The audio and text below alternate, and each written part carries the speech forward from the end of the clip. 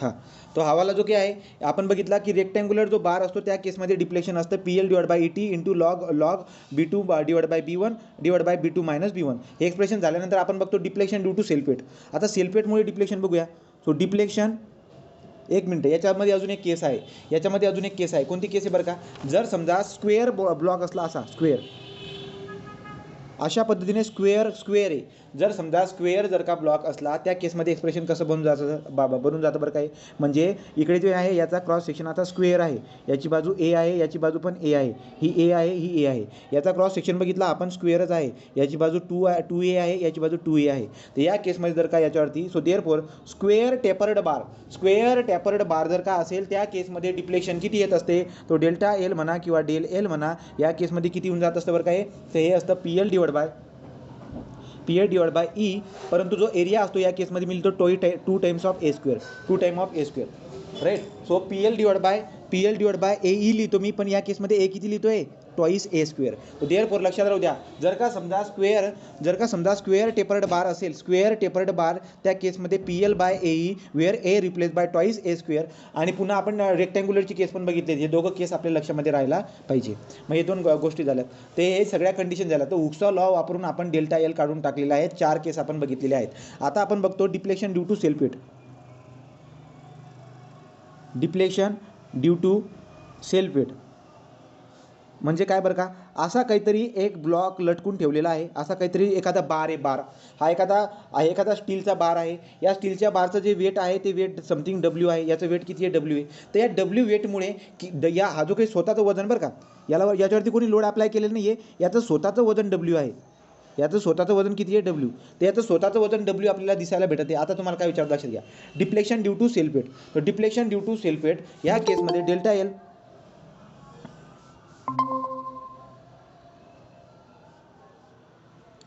ठीक आहे.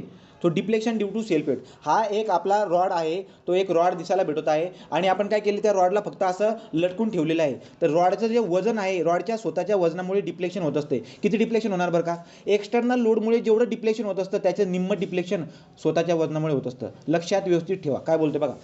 External load apply केल्यामुळे डिप्लेशन किती होत असतं बरं का, रॉडवरती PL/AE एवढं होत असतं. एक्सटर्नल लोड अप्लाय केल्यामुळे PL/AE एवढं काय होत असते, एवढं डिप्लेशन होत असते एक्सटर्नल लोडमुळे. पण सेल्फ वेटमुळे जे डिप्लेशन होत असतं ते एक्सटर्नल लोडच्या निम्मे असतं. म्हणजे या केसमध्ये सेल्फ वेटमुळे जे डिप्लेशन येईल, depletion due to self weight is equal to आता इथं वजन काय बरं का, इथं W घेतलं आहे तुम्ही, WL divide by twice AE.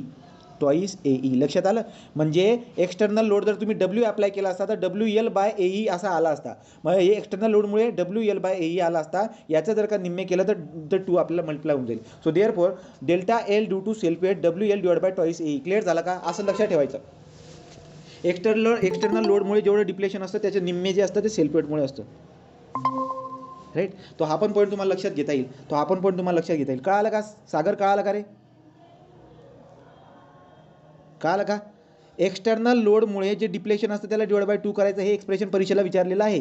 तो सेल्फ वेटमुळे किती डिप्लेशन होत असते, सेल्फ वेटमुळे WL divide by twice AE एवढं डिप्लेशन असते. Where W is what, weight of that member. तर मेंबरचं जे काही वेट आहे तेवढ्यानुसार आपल्याला दिसायला भेटतं. हे एक्सप्रेशन झालं. पुढचं आता याला जे काय आहे, हे जे एक्सप्रेशन तुमच्या समोर मी ठेवलेलं आहे याला मॉडिफाईड करून आपण एक वेगळं एक्सप्रेशन बनवतो. कशा पद्धतीने सगळ्यांनी व्यवस्थित लक्ष द्या. Delta L due to self weight is equal to WL divide by twice AE. याला मी मॉडिफाईड कशा पद्धतीने करतो लक्ष द्या. So WL divide by twice AE याला मल्टिप्लाय जर का समजा लेंथने मी केला L डिवाइड बाय L, तो Lने मल्टिप्लाय केलं, Lने डिवाइड जर का मी केलं तर काही फरक पडत नाही, तो काही फरक पडणार नाही. अशा पद्धतीने हे झालं. पुढे जर बघायला गेलं तर काय बरं का, आता लक्ष द्या, हा झाला. पुढे जर आपण बघायला गेलो तर WL डिवाइड बाय ट्वाईस याला मल्टिप्लाय L/L करून टाकला. आता मी काय करतो, 1/2 ला कॉमन काढून घेतो, ब्रॅकेटमध्ये ॲडजस्टमेंट करतो फक्त. W डिवाइड बाय AL ला असा वेगळा लिहून टाकतो. AL ला वेगळा का लिहितो, कारण की W डिवाइड बाय AL म्हणजे व्हॉल्यूम होऊन जातो. त्यामुळे म्हणजे हा इथला L उचलला, इथला A उचलला, या दोघांना सेपरेट या ब्रॅकेटमध्ये टाकला, वरचा W. साईडला काय राहून जाते बरं का, हा L आणि L वरचा जसा तसा राहतोय L स्क्वेअर आणि खाली E राहून जातोय. असं मला करता येईल. असं जर मला करता येईल तर मला अजून काय करता येईल बघा, W/AL काय येईल बरं का, वेट पर युनिट व्हॅल्यूम काय असते, वेट पर युनिट व्हॅल्यूमला आपण काय बोलतो, याला आपण बोलून देतो आपलं गॅमा, राईट, याला बोलतो युनिट वेट. तर युनिट वेट बोलतात तुम्ही 1/2 हा आपला गॅमा असा होऊन जातो गॅमा, राईट. तो याचा गॅमा झाला gamma L² gamma L²/E. Clear झाला का बोला रे.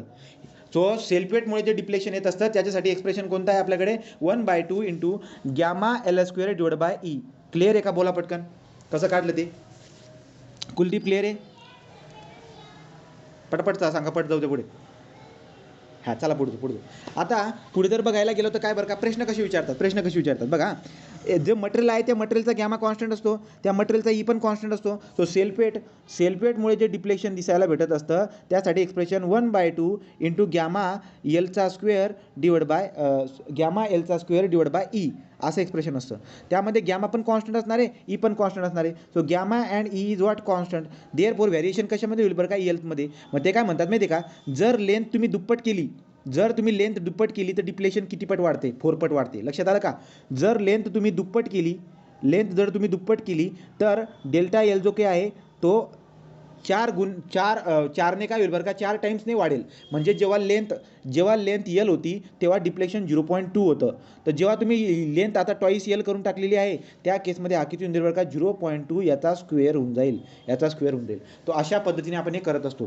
तो 4 टाइम्स होऊन जाईल. लेंथ जर का समजा तुम्ही हे करून टाकले तर 4 टाइम्स काय होऊन जाईल, ते वाढून जाईल. या पद्धतीने आपल्याला कळून गेलेलं आहे. नेक्स्ट पॉईंट काय असतो बरं का, पुढचा असतो. आता आपण बघितलं की जो एक युनिफॉर्मली बार होता त्याच्या सेल्फ वेटमुळे डिप्लेशन किती येत असतं त्याच्याबद्दल आपण बोलून घेतलं. आता याच्याऐवजी आपण काय करतो, इकॉनॉमीला अचीव करण्यासाठी आपण या पद्धतीचे कोनिकल बार वापरतो, राईट. तो आपण काय केले, कोनिकल बार वापरले. ते कोनिकल बार जेव्हा वापरतात याचं वजन समजा W आहे, याचं वजन किती W. तर या केसमध्ये जो डेल्टा एल असतो आपला, तो डेल्टा एल कसा काढतो मी बघा. या केसमध्ये डेल्टा एल कसा काढतो, जो आपला हवाला केस होता, हा जो चौकोन होता, या केसमध्ये मी कसा काढला, WL/2/AE.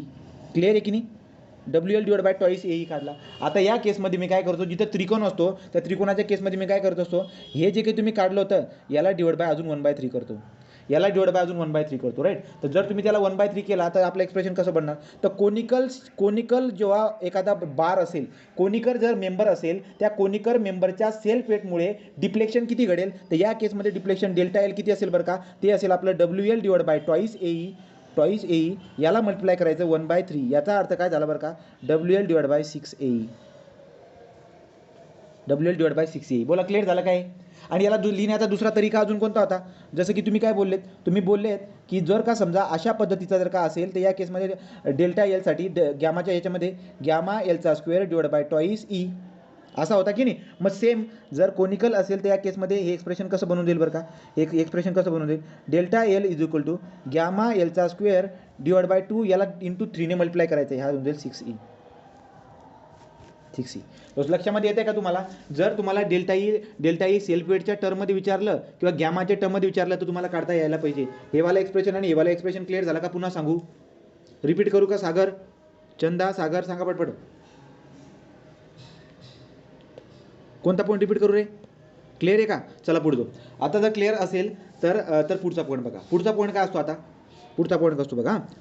तुम्ही असेवाले एक्झाम्पल बघितले असतील, खूप जास्त बघितले असतील. कसे बरं का, असे जे आहेत ना, असे कंबाईन मेंबर असतात. हा मेंबर असतो, राईट. त्याच्या पुढे सेम मटेरियलचा जो की ना असा एक मेंबर असतो. मी छोटी डायग्राम काढतो बघा.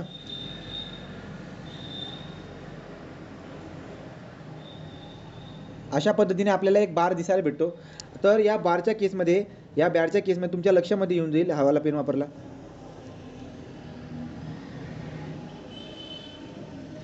ठीक आहे. असे पण तुम्ही बरेचसे मेंबर बघितले असणार बरं का. तो असे पण बरेचसे मेंबर तुम्ही बघितले असणार. आता फोर्स अप्लाय केला. आज तुम्हाला काय म्हणतात माहिती आहे का, की याच्यामध्ये टोटल डिप्लेक्शन किती होते हे काढून दाखवा. टोटल डिप्लेशन किती होत आहे ते काढून दाखवा. मग तुम्ही काय करतात की याच्यामध्ये किती डिप्लेक्शन होते, या मेंबरमध्ये 1 नंबरमध्ये, या 2 नंबरमध्ये, 3 नंबरमध्ये, याचा डेल काढून घेणार, याचा डेल काढणार, याला डेल 1 म्हणून द्या, याला डेल 2 म्हणून द्या, याला डेल 2 म्हणून द्या, याला डेल 3 म्हणून द्या. तर टोटल डेल्टा किती बरं काय केसमध्ये, तर तुम्ही बोलता del 1 plus del 2 plus del 3. म्हणजे काय बरं का, आता हा जो मेंबर आहे याच्यावरती फोर्स लागत असेल P, त्याची लेंथ असेल काहीतरी, ही लेंथ आहे याची EL1, ही L2 ही L3. एक्सप्रेशन कसं बनवून जाईल बरं का, PL1 divide by A1 E1. पण मला दिसायला काय भेटते बरं का, त्याचा एरिया पण आणि ई पण सारखा दिसायला भेटतोय, तर मी सरळ सरळ AE लिहून घेईल खाली. सेम स्टोरी P याच्यामध्ये जो की P1 असेल तो P1 L1 A1 E2, तर same P2 L2 A2 E2. Same story. अशानुसार आपण काय करणार, हा डेल्टा आपला काढून टाकत असतो. तो डेल्टा मी या पद्धतीने काढून टाकला. पण कधी कधी काय होत असतंय बघा, कधी कधी काय असतंय, तुम्हाला नाही तर व्हॅल्यू देऊन देतात ते. तर टोटल डिप्लेशन तुम्हाला या केसमध्ये काढता यायला पाहिजे. ज्यावेळेस तुम्ही अशी मेंबर कनेक्ट करून ठेवलेत, जेव्हा तुम्ही मेंबर सिरीजमध्ये कनेक्ट करून ठेवतात, हे मेंबर सिरीजमध्ये जेव्हा तुम्ही कनेक्ट करून ठेवतात, तर सिरीजमध्ये कनेक्ट केल्यानंतर टोटल डिफॉर्मेशन किती येईल, सिरीजमध्ये जेव्हा तुम्ही मेंबरला कनेक्ट करतात तेव्हा टोटल डिफॉर्मेशन कशी येईल, प्रत्येक मेंबरचं डिप्लेशन काढायचं आणि सगळ्यांची ॲडिशन करून टाकायची, तुम्हाला टोटल डिप्लेशन भेटून जाईल. आता पुढे काय बोलते बघा. आता पुढचा पॉईंट काय बरं का, इथं जे ना आपल्याला फोर्सेस दिलेले असतात, एकदम सिंपल आहे, याला व्यवस्थित समजून घ्या तुम्ही. फोर्सेस दिलेले असतात कशा पद्धतीने, एखादं उदाहरण घेऊन घेतो असो, तो एखादं उदाहरण घेऊन घेतो. समजा इथं जी की ना मला व्हॅल्यू दिलेली आहे बाहेर 50 किलो न्यूटन. हा जो बाण बाहेर दाखवला तिथं 50 किलो न्यूटन आहे. इथं जे आहे हे 90 किलो न्यूटन आहे. हे किती आहे, 90 किलो न्यूटन. खूप सारे क्वेश्चन तुम्हाला दिसायला भेटतील याच्यावरती. इथं जो की आहे हा 20 किलो न्यूटन आहे, हा 20 किलो न्यूटन आहे. आणि बाहेर जे की आहे ना, हे बाहेरचं पण किती आहे, 20 किलो न्यूटन आहे. हे बाहेर पण किती 20 किलो न्यूटन आहे. हे लक्षात घ्या काय बोलते बघा. हा जो बाहेर लागतो या 50 किलो न्यूटन, याच्यावरती जो काय 90 किलो न्यूटन, याच्यावरती 20 किलो न्यूटन, इथं किती आहे, इथे आहे 20 किलो न्यूटन. तर मी काय बोलतो, ते एकच गोष्ट लक्षात ठेवायची, हे जे मधले क्रॉस सेक्शन असतात, यांच्यावरती जेवढे तुम्हाला बाण दिलेले आहेत ना, तेवढेच तिथं दिसायला पाहिजे. म्हणजे काय बोलते बघा, काय करायचे आणि तुकडे करून घ्यायचे. मी काय केला, असे 3 तुकडे होते, ते 3 तुकडे दाखवून दिले. आता तुम्ही काय करायचे, पहिले जो बाहेरचा जो हा तुकडा असतो, हे बाहेरचे जे तुकडे असतात ना, कोणता तरी एक तुकडा उचलायचा. मी हा वाला तुकडा उचलला, हा इकडचा. जर तुम्ही हा इकडचा तुकडा उचलत असणार, याचा अर्थ तुम्ही काय करताय बघा, इथं होता 50, असा 50. जर इकडे 50 लागत असेल तर नक्की या ब्लॉकवरती इकडे किती लागेल, 50 लागेल. याचं काम झालेलं आहे. हा पहिला ब्लॉक जो आहे याच्यावरती कितीचा स्ट्रेस लागतात बरं का, 50-50चे लोड याच्यावरती येतात. प्रत्येक क्रॉस सेक्शनवरती 50-50 किलो न्यूटनचा लोड लागतोय. तो अशा पद्धतीने मला दिसायला भेटतोय, म्हणजे याच्यावरती 50चा लोड आला. आता या दुसऱ्यावरती किती येईल बरं का, सिंपल आहे, इथं ऑब्झर्व करा. दुसऱ्यावरती किती येईल ते काढण्यासाठी तुम्ही काय बघतात, याला बघा पहिले. इकडच्या डिरेक्शनमध्ये, कोणत्या डिरेक्शनमध्ये, या डिरेक्शनमध्ये 90 जायलाच पाहिजे. इथं जेव्हा तुम्ही फोर्स लावतात ना, या डिरेक्शनमध्ये 90 जायलाच पाहिजे. 90 जायला पाहिजे म्हणजे काय बरं का बघा, जर समजा तुम्ही इथं 50 लावला आहे, तर या डिरेक्शनमध्ये आता किती जात आहे, आता सध्याला किती जाते, 50 जाते. अजून कितीची गरज आहे बरं का, 40ची गरज आहे. म्हणजे इथं 40 यायला पाहिजे. क्लिअर होते का. हा जो क्रॉस सेक्शन, हा वाला आणि हा वाला क्रॉस सेक्शन सेम आहे. इथं इकडे किती जायला पाहिजे होते, 90 जायला पाहिजे होतं, पण आता इथं जातं किती, 50च जात आहे. याचा अर्थ अजून इथं 40 जायला पाहिजे. 40 जायला पाहिजे, मग 40 जर का समजा असं जात असेल तर याच्यावरती काय येईल बरं का, हा 40 येऊन जाईल. याच्यावरती आकडे जाईल 40 होऊन जाईल. पुन्हा इकडे या क्रॉस सेक्शनवरती इकडच्या डिरेक्शनमध्ये किती जायला पाहिजे होतं, 20 जायला पाहिजे होता. पण आता आपल्या समोर किती जातोय, 40 जातोय. जायला किती पाहिजे होता, 20 जायला पाहिजे होता. मग जर समजा तिकडे 20 जायला पाहिजे, तर मग तुम्ही काय करणार, इकडच्या डिरेक्शनला 20 अप्लाय करणार. जर तुम्ही इकडे 20 अप्लाय केला तरच या क्रॉस सेक्शनला या डिरेक्शनमध्ये 20 जाईल. क्लिअर झालं का, बोला काय बोलता येते मी. अजून एक उदाहरण घेऊ एखादं. काय हेच उदाहरण पुन्हा सांगू रे सागर. नेहा तुला प्रॉब्लेम येतो ना याच्यामध्ये, नवीन घेऊ का हे. हां ठीक आहे, चला लक्ष कर. ठीक आहे, हे बघा मी डायग्राम बी एवढे काही खास काढत नाही, याच्यावरून आपल्याला चांगल्या पद्धतीने कळून जातं. इथं आहे 50, इथं आहे 20 बाहेर दाखवतात. ठीक आहे, तो इथं जे की आहे हे बाहेर दाखवलेलं आहे, इथं आहे 20 आणि इथं आहे 50. आणि इथं दाखवतात याच्यावरती, या सेक्शनवरती 90 लागतो म्हणे, राईट. याच्यावरती 90 लागतो म्हणे. आणि इकडे जे ना, इकडच्या डिरेक्शनमध्ये इथं 20 लागतो म्हणे. ठीक आहे, व्हॅल्यू मी इकडे लिहितो, आपल्याकडे जागेचा प्रॉब्लेम आहे, इथं लिहितो. ठीक आहे, आता मी तुम्हाला काय बोललो, यांचे 3 जेवढे असतील तुकडे तेवढे करून टाकायचे. हे केले. सुरुवात कधी पण कोपऱ्यावाल्याच्या ब्लॉकपासून करायचे. कोपऱ्याचा ब्लॉक कोणता, एकतर हा किंवा हा. समजा मी सुरुवात इकडून केली रे, आता इकडून काय दिसायला भेटत होतं तुम्हाला, इकडे दिसायला भेटत होतं, जे दिसायला भेटते ते लिहून टाका. इथं काय दिसत होतं बरं का, इथं तुम्हाला 20 दिसत होता बाहेर जाताना. जर इकडे बाहेर जाताना ताणला जातोय 20, त्याला इक्विलिब्रियममध्ये असा ताणला जाणारा 20 तुम्हाला लावावा लागेल.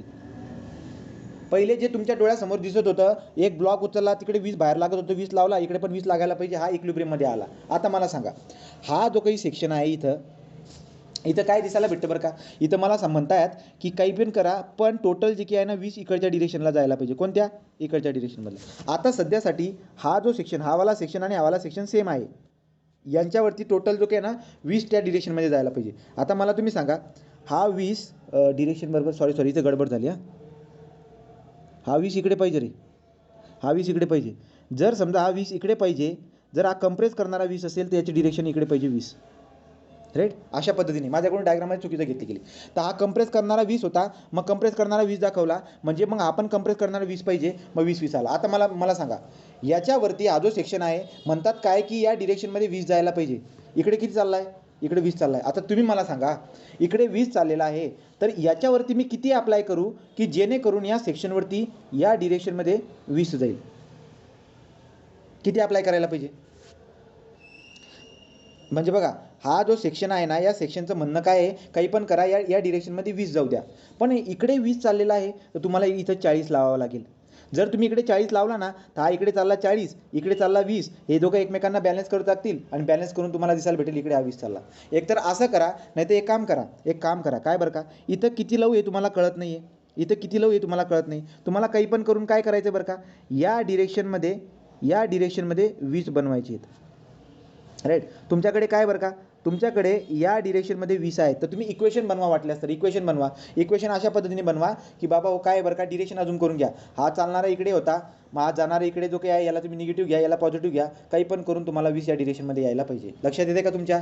इकडे चालला होता 20, क्रॉस सेक्शनवरती 20 या डिरेक्शनमध्ये जायला पाहिजे, त्यासाठी मला इकडे 40 अप्लाय करावं लागेल. जर 40 अप्लाय केला तरच रिझल्टंट फोर जो आहे तो इकडे जाईल. मग जर इकडे 40 येत असेल तर इकडे किती येईल बरं का, हा पण 40 येईल, हा पण 40 येईल. याला कंप्रेस केलं. मग आता विचार करा, या क्रॉस सेक्शनवरती काय म्हणतात ते की इकडच्या डिरेक्शनमध्ये 90 जायला पाहिजे, राईट. पण तुमच्या डोळ्याला काय दिसायला भेटतं बरं का, 40च जात आहे. किती जाते? 40. जर फक्त 40च जात असेल तर अजून किती लावावं लागेल तुम्हाला? 50 लावावं लागेल. मग इथं जर का 50 मी इथं जर 50 टेन्साईल लावत असेल, तिकडे 50 टेन्साईल येऊन जाईल, राईट. मग 50 मग आलं की इथं पण 50 आला, हे झालं मग सॅटिस्फाईड. अशा पद्धतीने याला आपण सॉल्व्ह करत असतो. तर हे वाले क्वेश्चन खूप जास्त तुम्हाला विचारून घेत असतात, हे पण लक्षामध्ये ठेवू द्या. तर जे काही बार तुम्ही सिरीजमध्ये लावत असतात त्याच्यावरती क्वेश्चन विचारतील. आता हा जो काही प्रॉब्लेम होता कशाबद्दल होता बरं का, this problem is related to the what, सिरीजमध्ये तुम्ही मेंबरला लावलेले आहेत, पण हा जो आहे ना, हा डिटर्मिनंट आहे, हा डिटर्मिनंट आहे. याच केसमध्ये इनडिटर्मिनंट पण येत असतात. इनडिटर्मिनंट कशा पद्धतीने बरं का, त्याला जे ना फिक्स केलेलं असतं साईडला, अशा पद्धतीने बघा,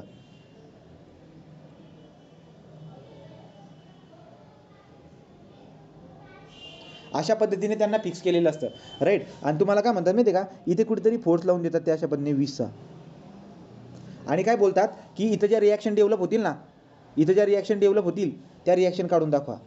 त्या रिॲक्शन काढून दाखवा, या पद्धतीने तुम्हाला विचारतात. असे प्रॉब्लेम तुम्ही बघितलेले असणार. याची लेंथ दिलेली असते, समजा कन्सिडर करून चालू, याची लेंथ दिलेली तुम्हाला काही तर याची लेंथ दिलेली असेल, तर याची लेंथ दिलेली. एक काम करू आपण समजून घेण्यासाठी ना, फक्त 2च मेंबर घेऊ, ठीक आहे, 2च मेंबर घेऊ, कन्सेप्ट समजून घेऊ, मग बाकीचे एक्झाम्पल आपल्याला जास्त घेता येतात. हां, याची जी लेंथ आहे या इकडच्या मेंबरची 0.3 आहे, याची जी लेंथ आहे ती 0.7 आहे.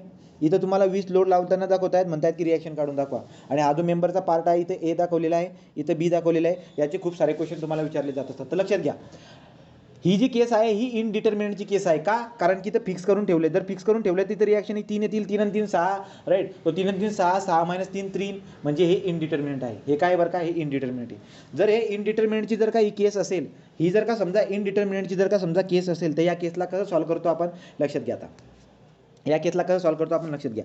सेम स्टोरी, असा बीम टाकून घ्यायचा रे, असा बीम टाकून घ्यायचा आणि बरोबर लोडिंग इथं लावून द्यायची. ही लोडिंग कितीची होती, 20 किलोन्यूटन म्हणतात ना ते, तर 20 किलोन्यूटन इथं दाखवून द्यायचा. इथं 0.3 दाखवायचा, इथं 0.7 दाखवायचा. तुम्हाला रिॲक्शन काढता येतात का? हो, काढता येतात. कशा पद्धतीने काढून बघा. तर इथली रिॲक्शन कशी काढतो मी, 20 इंटू इकडचा पोर्शन म्हणजे 0.7 डिवाइड बाय टोटल लेंथ. याची टोटल लेंथ किती येईल, 0.3 आणि 0.71. याचा अर्थ 20 इंटू 0.7 किती येईल रे, 14. इथली रिॲक्शन किती असेल, 14. जर इकडची रिॲक्शन काय, आता सिंपल आहे, वरून येतोय 20, इकडे जर का 14 येत असेल तर इकडे किती असेल, 6. याचा अर्थ इथं रिॲक्शन लागेल 6, इथं रिॲक्शन लागेल 14. हे दोघांचं नेचर जे की असेल हे कंप्रेसिव्ह नेचर असेल. क्लिअर झाला का बोला. असेवाले गणितांना कसं सॉल्व्ह करायचं कळालं का रे. सागर नवीन सांगू का, कुलदीप, सागर, चंदा नवीन सांगू का, घाई होते का सांगा, नवीन सांगू का. आवाजच येत नाही मला.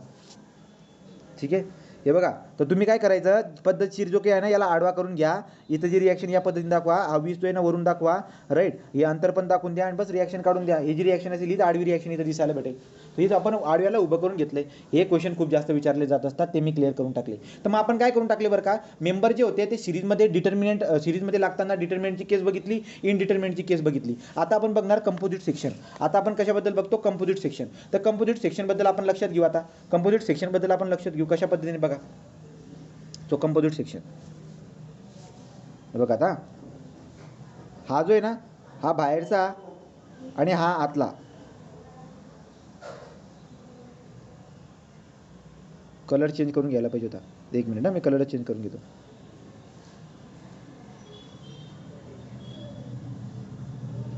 हा बाहेरचा मेंबर आहे आणि त्याच्या आतमधला मेंबर लाल कलरने दाखवला.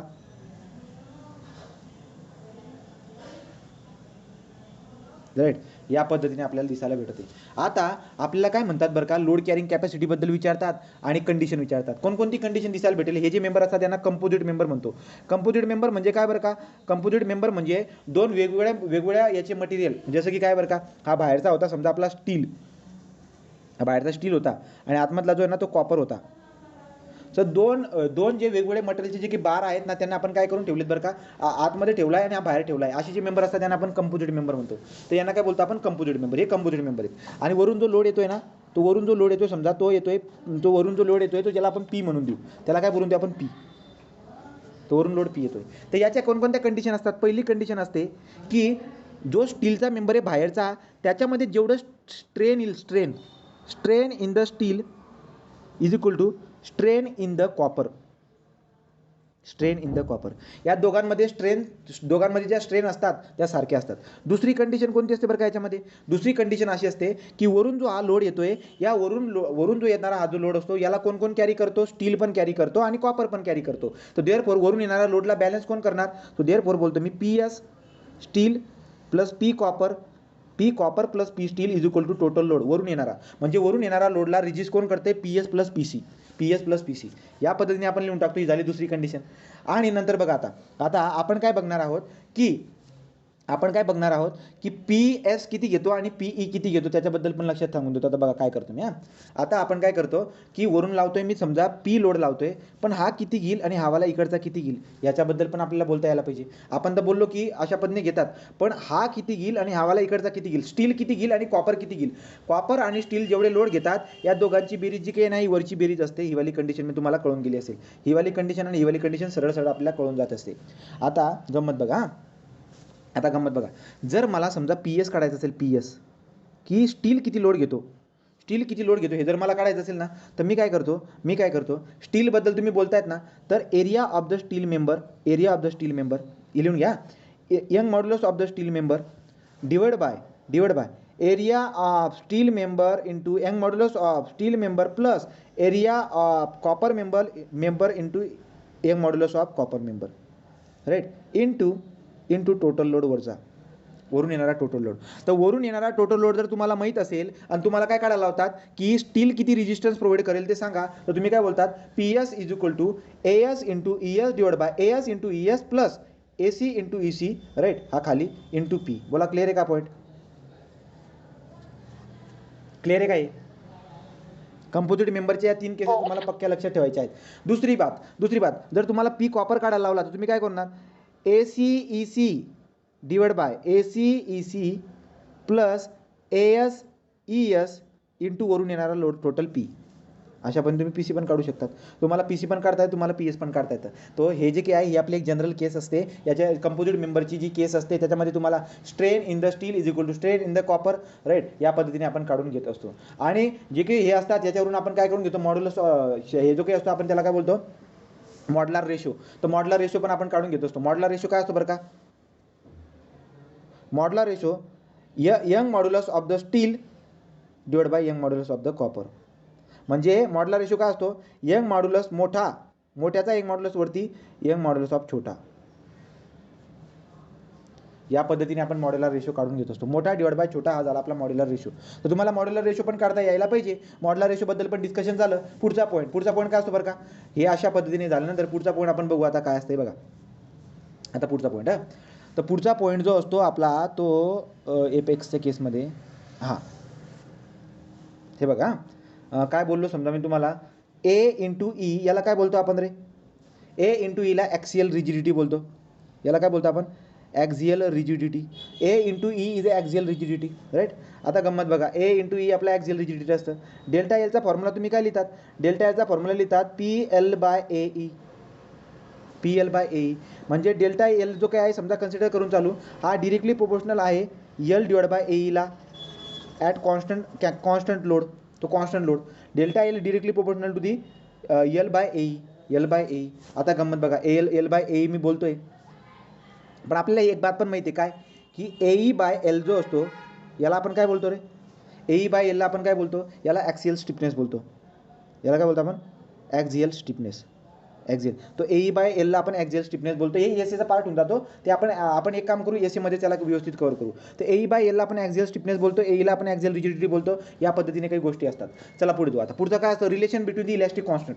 आता इलॅस्टिक कॉन्स्टंटमधलं आपण काय करणार आहोत, रिलेशन बघणार आहोत. पहिले समजून घेऊ, गंमत बघा काय करते.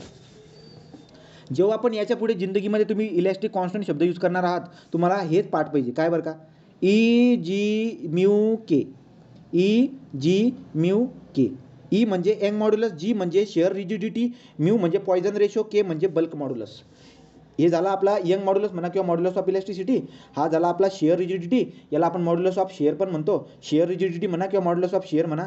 हा झाला पॉयझन रेशो आणि हा झाला बल्क मॉड्युलस, हा झाला बल्क मॉड्युलस. आता तुम्हाला हे सिक्वेन्स पार्ट पाहिजे, ई जी म्यू के. आता काय असतं बरं का, सिम्पल आहे. ई इज इक्वल टू बघा, जीचा नंबर हा झाला 1 नंबर, हा झाला 2 नंबर, अशा पद्धतीने. आता मी काय करतो, ई 2 टाइम्स ऑफ द जी, जी 2 घर पुढे आहे, राईट. 1 प्लस म्यू म्हणजे काय बरं का, जी पासून म्यू 1 घर आहे, so 1 plus mu. So 2 times G 1 plus mu. पुढे चला, E is equal to K किती टाइम्स दूर आहे बरं का, 3K. सो एक ई पासून के किती टाइम दूर आहे, इथं मी 2 बोलून देतोय, राईट का. तो ते किती घर दूर आहे बरं का, आता ॲक्च्युली 3 घर दूर आहे असं मला बोलायला पाहिजे. 3K 1 minus twice mu. हे फॉर्म्युले तुम्हाला जसे पटेल तसे पाठ करा. माझ्या पद्धतीने मी पाठ केले, तुमच्या पद्धतीने तुम्ही पाठ करा. हे होऊन जातात ते पुन्हा पुन्हा येऊन. तो E is equal to 2G ब्रॅकेटमध्ये 1 plus mu, E is equal to 3K 1 minus twice mu.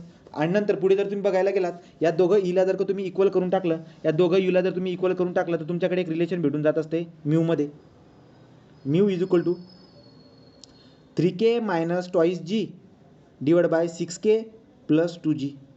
हा वाला एक फॉर्म्युला आपल्याला भेटून जात असतो. आणि लास्टवाला ईचा एक फॉर्म्युला असतो, ईचा एक फॉर्म्युला असतो कोणता बरं का, ईचा एक फॉर्म्युला असतो 9 kilogram, 1 minute, 9 kilogram divide by 9 into kg divide by 3K plus G. तुमच्या पद्धतीने याला रटून टाका, पण रटून टाका. तुमच्या पद्धतीने रटा पण रटून टाका. याला पाठ काय पाहिजे, तोंडी पाठ पाहिजे. कोणी कधीही विचारलं तरी यायला पाहिजे. E is equal to 2G ब्रॅकेटमध्ये 1 plus mu, E is equal to 3K ब्रॅकेटमध्ये 1 minus twice mu, mu is equal to 3K minus twice G divide by 6K plus 2G, E is equal to 9 kilogram divide by 3K plus 3K, ही तर की आहे 3K plus जी, 3K plus जी. अशा पद्धतीने हे तुम्हाला यायला पाहिजे. लिहून झालं का तुमचं, हे सांगा. हे लिहून झालं का सागर, हे लिहून झालं. हां, आता लक्ष द्या. आता काय बोलतोय, तुम्हाला विचारून घेत असतात की जी मिनिमम राहण्यासाठी जी मिनिमम म्हणजे जीची रेंज काय असते. तुम्हाला काय म्हणतात ते, जीची रेंज आणि ईची रेंज किती असते ते सांगा. तर तुम्हाला जीची आणि ईची रेंज विचारतात. कशा पद्धतीने काढतो सगळ्यांनी व्यवस्थित लक्ष द्या. तुम्हाला काय काढायचं बरं का, जीची रेंज आणि ईची रेंज काढायची. मग आपल्याकडे एक फॉर्म्युला होता पहिला, E is equal to 2G 1 plus mu. याच्यावरून मी जीचा फॉर्म्युला कसा बनवतो, G is equal to E divide by 2 times 1 plus mu. जर मला जी मिनिमम पाहिजे असेल, तर मी काय करायला पाहिजे रे, जर समजा जी तुम्हाला कमी पाहिजे असेल तर डिनॉमिनेटर काय पाहिजे, मॅक्झिमम पाहिजे. खालचा जो टर्म आहे ना 2 ब्रॅकेटमध्ये 1 प्लस म्यू, हा मोठा पाहिजे. जर हा मोठा पाहिजे असेल तुम्हाला, जर हा मोठा पाहिजे असेल तर म्यूची व्हॅल्यू किती ठेवू मी, या म्यूची व्हॅल्यू किती पाहिजे. सो जी मिनिमम बनवण्यासाठी तुम्हाला म्यूची व्हॅल्यू किती ठेवावी लागेल, कोण सांगेल. म्यूची रेंज किती असती, कलर चेंज करा, 0 ते 0.5 एवढी म्यूची रेंज असती. कालच सांगितली ना. हां, तर 0 ते 0.5 जी आहे ती म्यूची रेंज असते. आता जर तुम्हाला डिनोमिनेटर जर का मोठा बनवायचा असेल, 0 जर तुम्ही ठेवला तर तो कमी बनून जाईल. उलट मग एक काम करा ना, मग एक काम करतो आपण म्यूची व्हॅल्यू 0.5 ठेवून देतो. जर म्यूची व्हॅल्यू तुम्ही 0.5 ठेवला तर 1 + 0.5 म्हणजे दीड इंटू 2 म्हणजे 3. याचा अर्थ जी मिनिमम किती असणार आहे? जी मिनिमम असतो E/3. त्याच्यावरती क्वेश्चन विचारला गेलेला आहे की जीची मिनिमम व्हॅल्यू किती? जीची मिनिमम व्हॅल्यू E/3 एवढी असते. क्लिअर झाला का बोला? जीची मिनिमम व्हॅल्यू किती असते? E/3. क्लिअर झाला का बोला? सागर, चंदा, कुलदीप, नेहा. चला पुढे. आता पुन्हा हेच फॉर्म्युला वापरून मी जी मॅक्स काढतो की जी मॅक्सची व्हॅल्यू किती असते.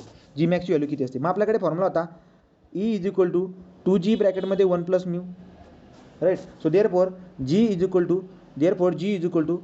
E/2 times 1 + mu, 2 times 1 + mu. तो G = E 2 times 1 + mu, right. आता गमत बघा, जर जीला मॅक्झिमम तुम्हाला बनवायची असेल तर कंडिशन काय पाहिजे? जी जर तुम्हाला मॅक्झिमम पाहिजे असेल तर डिनॉमिनेटर मिनिमम असायला पाहिजे. डिनॉमिनेटर मिनिमम असायला पाहिजे तर म्यूची किती व्हॅल्यू ठेवू? मी 0 व्हॅल्यू ठेवणार. म्यूची काय ठेवणार? 0 व्हॅल्यू ठेवणार. कारण की ही तुम्हाला कमी पाहिजे ना, मग हे जर कमी पाहिजे तर म्यूची व्हॅल्यू 0 ठेवा. जर 0 ठेवली तर किती येईल बरं का? तर जी मॅक्सची व्हॅल्यू किती येईल? E/2. जी मॅक्सची व्हॅल्यू किती येईल? E/2. याचा अर्थ काय झाला रे? जीची रेंज काय असते? तो जी मॅक्स असतो E/2 आणि जी मिनिमम असतो E/3. जो देअरफॉर आपण काय बोलतो की जी जीची रेंज आहे ती जीची रेंज किती असते? बघा, जीची रेंज किती असते बरं का? जीची मिनिमम व्हॅल्यू, याला एकदम जबरदस्त क्वेश्चन बनवतात ते, E/3 आणि जी मॅक्स E/2. आता क्वेश्चन कसा विचारतील बघा, जी मिनिमम E/3 आणि E/2. आता E/3 म्हटल्यावरती काय? 1/3 म्हणजे किती? 1/3 म्हटल्यावरती 0.3 येईल व्हॅल्यू आणि 1/2 म्हटल्यावरती किती रे? 0.5 येईल व्हॅल्यू. याचा अर्थ 0.3 आणि 0.5च्या मध्ये ही व्हॅल्यू असायला पाहिजे. 0.3 आणि 0.5च्या मध्ये ही व्हॅल्यू असायला पाहिजे. सो देअरफॉर मी काय बोलतो की याच्यामध्ये व्हॅल्यू असायला पाहिजे, म्हणजे जी इकडं, इथं 0.3 इकडं म्हणजे E/3 आणि इकडे E/2. क्लिअर आहे? म्हणजे याच्या खाली याच्या अशा पद्धतीने ही वाला क्रम पण असा लिहून घ्या. E/3 पेक्षा मोठा जी पाहिजे आणि E/2 पेक्षा जी छोटा पाहिजे. या पद्धतीने आपण याला समजून घेतलेला आहे. तो हे पॉईंट क्लिअर झाल्यानंतर पुढे चालूया. आता इथं मी केलं जीची कहाणी सांगितली. सेम आपल्याला E बद्दल पण बोलायचं असतं. E बद्दल कशा पद्धतीने एक्सप्रेशन काढतो बघून घ्या आता. सॉरी, के बद्दल. जी बद्दल ज्याच्या व्हॅल्यू काढल्यात ना तुम्ही, तसं के बद्दल पण काढा. मग के बद्दल काढण्यासाठी मी दुसरं एक्सप्रेशन वापरतो. कोणतं?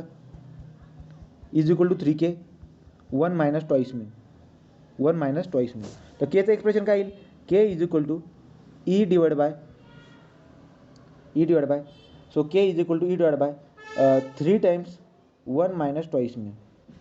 1 - ट्वाईस म्यू या पद्धतीने लिहिता येईल. आता तुम्ही मला एक सांगा, जर मला के मिनिमम पाहिजे असेल, के मिनिमम, तर के मिनिममसाठी मला के मिनिमम जर तुम्हाला पाहिजे असेल तर डिनॉमिनेटर मोठं पाहिजे. जर डिनॉमिनेटर मोठं पाहिजे तर म्यूची व्हॅल्यू काय ठेवू? डिनॉमिनेटर मोठं असण्यासाठी दोनच व्हॅल्यू ठेवायचे, एक तर 0 किंवा 0.5.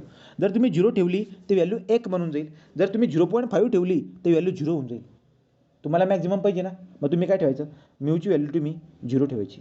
जर म्यूची व्हॅल्यू तुम्ही 0 ठेवली ना तर ही सगळी टर्म 0 होऊन जाईल, म्हणजे इथं 1 तरी उरेल. पण 0.5 जेव्हा ठेवतात ना, 2 × 0.5 हा 1 होऊन जातो, 1 - 1 हा 0 होऊन जातो, हे सगळं 0 होऊन जाईल. केची व्हॅल्यू डायरेक्ट इन्फिनिटी होऊन जाईल. म्हणून आपण काय बोलतो? के मिनिममची व्हॅल्यू किती येईल? मग आता के मिनिममची व्हॅल्यू किती येईल? E/3. के मिनिममची व्हॅल्यू किती असते? E/3. चला बोला, के मॅक्सची व्हॅल्यू किती असेल बरं का? जर तुम्हाला के मॅक्स काढायचं असेल, कलर चेंज करा, के मॅक्स काढायचं मला. जर तुम्हाला के मॅक्स काढायचं असेल तर याची व्हॅल्यू तुम्हाला किती ठेवावं लागेल? So for K max E = 3K 1 - twice mu, right. तुम्हाला काय काढायचं बरं का? के मॅक्स काढायचं. तुम्ही काय म्हणतात? के = E/3 टाइम्स 1 - ट्वाईस म्यू. तुम्हाला जर के मॅक्स पाहिजे असेल तर म्यूची व्हॅल्यू तुम्हाला 0.0 ठेवावी लागेल. 0 तुम्ही ठेवली, जर तुम्ही तिथं 0 ठेवली ते काय होईल बरं का? सॉरी, 0.5 ठेवावं लागेल. 0.5 ठेवावं लागेल. जर इथं 0.5 ठेवला तुम्ही तर काय होऊन जाईल बरं का? के मॅक्सची व्हॅल्यू किती असती? ही टर्म सगळी 0 होऊन जाईल. E/0 म्हणजे इन्फिनिटी. तर के मॅक्सची व्हॅल्यू किती असते? इन्फिनिटी, राईट का? म्हणजे केची रेंज काय असते? केची रेंज असती कुठून तर कुठपर्यंत असते याची? त्याची रेंज तुम्हाला दिसायला भेटेल. केची रेंज इकडे इन्फिनिटीपर्यंत, राईट. आणि इकडे E/3 पर्यंत. बोला, क्लिअर आहे का? राईट. तो रिजिड बॉडी बनून जाईल. म्यू इज इक्वल टू 0.5च्या केसमध्ये आपल्याला अशा पद्धतीने दिसायला भेटून जातात.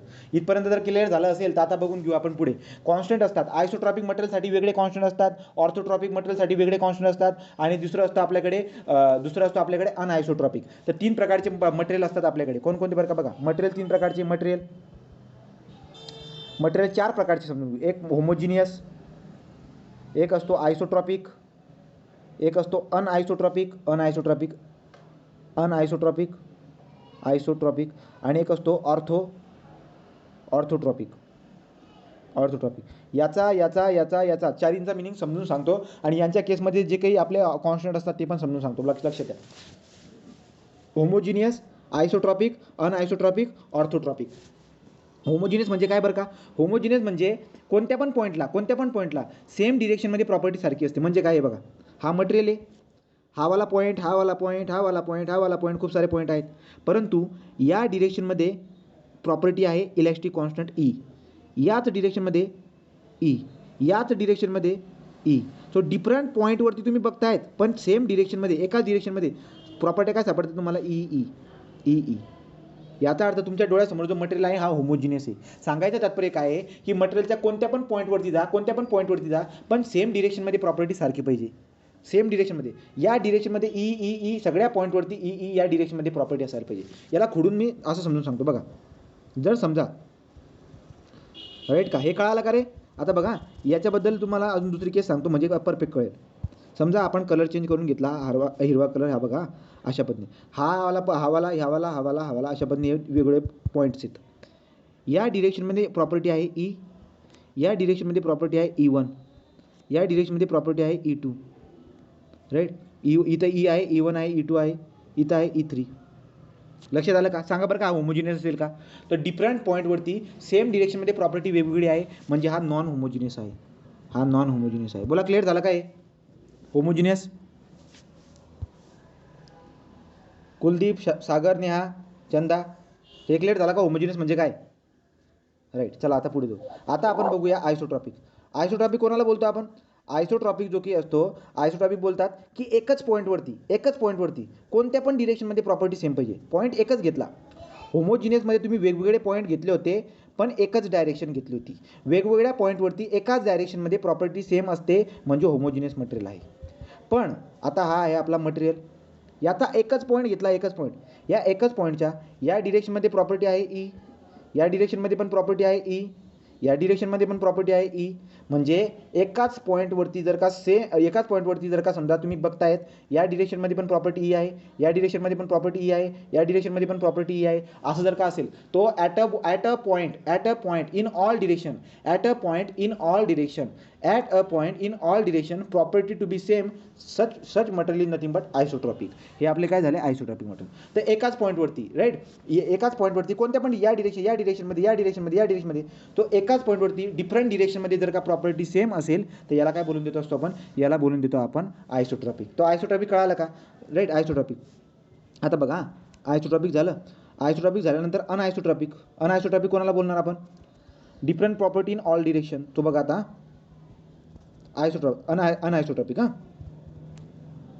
म्हणजे मी असा मटेरियल घेतला, पॉईंट हाच आहे, एकच पॉईंट, इकडे प्रॉपर्टी आहे ई, इकडे आहे E1 आणि वरच्या डिरेक्शनमध्ये आहे E2. 3 डायरेक्शन आहेत त्या XY Z. ठीक आहे. XY Z perpendicular, mutually perpendicular असं दाखवा वाटलं असतं अशा पद्धतीने. राईट. तर या डिरेक्शनमध्ये ई आहे, या डिरेक्शनमध्ये E1 प्रॉपर्टी आहे, इकडे E2 आहे म्हणजे आपला काय झाला अनआयसोट्रॉपिक. म्हणजे एका पॉईंटवरती वेगवेगळ्या डिरेक्शनमध्ये प्रॉपर्टी काही सेम नाही आहे. अनआयसोट्रॉपिक. तो different property in different direction at a point different डिरेक्शनमध्ये डिफरंट प्रॉपर्टी आहेत. अनआयसोट्रॉपिक आहे. बोला अनआयसोट्रॉपिक कळालं का.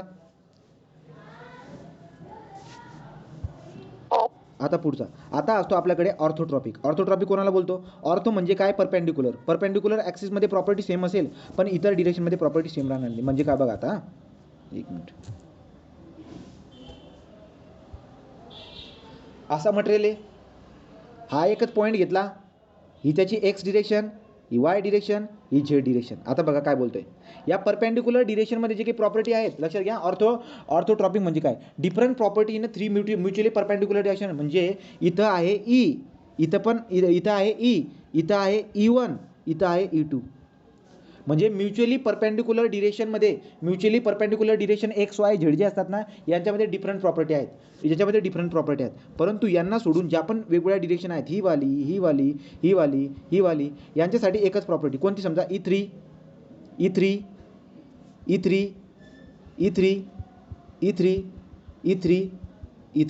काय बोलतोय मी, म्युच्युअली परपेंडिक्युलर ज्या डिरेक्शन आहेत त्यांच्या डिरेक्शनमध्ये प्रॉपर्ट्या वेगवेगळ्या आहेत, पण त्यांना सोडून बाकीच्या जेवढ्या पण डिरेक्शन आहेत त्यांच्यामध्ये प्रॉपर्ट्या सेम असतील. क्लिअर झालं का. Different property in 3 mutually perpendicular direction but same property in other direction. For example timber, याचं एक्झाम्पल पण लक्षात राहू द्या. टिंबर, तो ऑर्थोट्रॉपिकचं एक्झाम्पल काय असतं, टिंबर हे ऑर्थोट्रॉपिकचं एक्झाम्पल दिसायला भेटत असतं. बोला क्लिअर आहे का. जो आपला स्टील आहे त्या स्टीलला आपण काय अजून करून घेतो, स्टील जो आहे त्याला होमोजिनियस आणि आयसोट्रॉपिक कन्सिडर करतो. तो steel is homogeneous and isotropic consider करून त्याचा अभ्यास करत असतो. टिंबरचे जो काय आहे तो ऑर्थोट्रॉपिक एक्झाम्पल लक्षात घ्या. ऑर्थोट्रॉपिकचं एक्झाम्पल जर विचारलं तर तुम्हाला कळालं का ऑर्थोट्रॉपिक अनआयसोट्रॉपिक. क्लिअर झालं का नेहा. पुढे जाऊ. आता पुढचं जे असतं, आता कॉन्स्टंट बघू, कॉन्स्टंटबद्दल. सो कॉन्स्टंट, आता कॉन्स्टंटबद्दल काय बोलतो मी. जर समजा पहिली कंडिशन, जर आयसोट्रॉपिक मटेरियल असेल, फॉर आयसोट्रॉपिक मटेरियल, तर आयसोट्रॉपिक मटेरियलसाठी दोन प्रकारचे कॉन्स्टंट दिसायला भेटतील. एक टोटल कॉन्स्टंट. तर टोटल कॉन्स्टंट किती आहे, टोटल कॉन्स्टंट आयसोट्रॉपिक मटेरियलसाठी टोटल कॉन्स्टंट किती असतात, 4. कोणकोणते आपल्याला माहीत पण येते. कोणते, पहिला आहे EG म्यू के,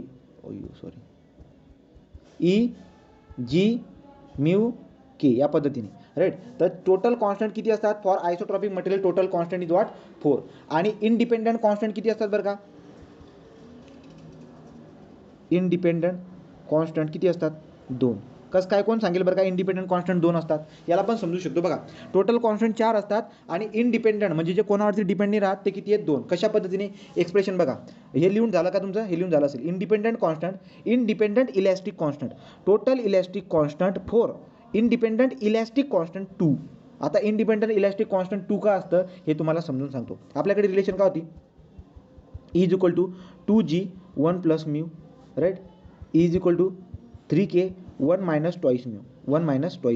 याचा अर्थ काय माहिती आहे का, आपल्याकडे जे 4 आहेत, हे 4, या 4 पैकी जर का समजा तुम्हाला 2 माहीत पडले तर 2 तुम्हाला भेटतील. 2 माहीत पडल्यावरती 2 तुम्हाला भेटतील. याचा अर्थ इथं काय आहेत माहिती आहे का, इथं 2 इंडिपेंडंट आहेत. म्हणजे 2 डिपेंड आहेत आणि 2 इंडिपेंडंट आहेत. लक्षात येते.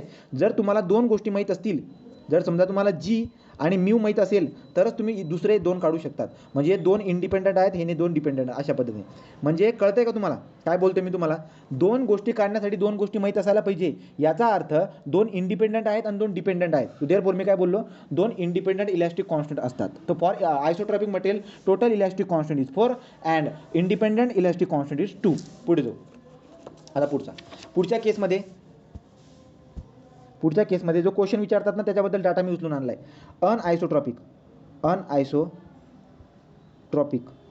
अनआयसोट्रॉपिकच्या केसमध्ये टोटल इंडिपेंडंट कॉन्स्टंट किती असा प्रश्न विचारतात. टोटल इंडिपेंडंट, सो अनआयसोट्रॉपिकच्या केसमध्ये टोटल इंडिपेंडंट कॉन्स्टंट किती असतात, 21. अनआयसोट्रॉपिक मटेरियलच्या केसमध्ये टोटल इंडिपेंडंट कॉन्स्टंट 21. खाली चला.